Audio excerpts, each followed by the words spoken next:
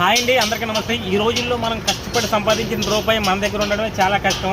ఎందుకంటే అలాంటప్పుడు అయితే మాత్రం చూడండి నూడిల్స్ వాళ్ళు అయితే యూపీ నుంచి వచ్చారు, చాలా కష్టపడుతున్నారు. కష్టపడి నైట్ 11 వరకు అయితే పని చేస్తూ ఉంటారు. 12 అయిపోతే పని చేస్తుండే. పాపం మొన్నే ఫోన్ కొనుక్కున్నాడు. ఫోన్ కొనుక్కొని ఆ నూడిల్స్ షాప్ దగ్గర ఫోన్ పెడితే చూడండి ఈ అబ్బాయి నైట్ 11, 12 అయింది.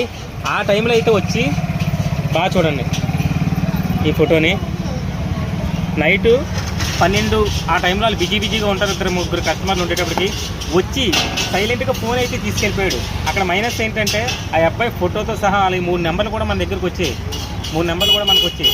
ఏం చేసుకుంటారో చేసుకోండి అన్నట్టుగా మాట్లాడుతున్నాడు. వాళ్ళకి ఏం తెలిసిద్ది, ఏం తెలియదు. వీడు ఎక్కడ కనిపించినా కంపల్సరీ మన ఛానల్లో మన నెంబర్ ఉంటుంది. ఖచ్చితంగా అయితే నాకైతే కాల్ చేయండి. ఈ నెంబర్ ఇది కానీ ఎక్కడికి నాకు ఖచ్చితంగా ఇక్కడ తాట తీయడం అయితే ఖచ్చితంగా. ఎందుకంటే దొంగతనాలు ఇలాంటి పోరంబోకులు వాళ్ళు ఎంత కష్టపడితే వస్తాయి రూపాయి చెప్పండి. ఇలా చేయడం ఎంతవరకు కరెక్ట్?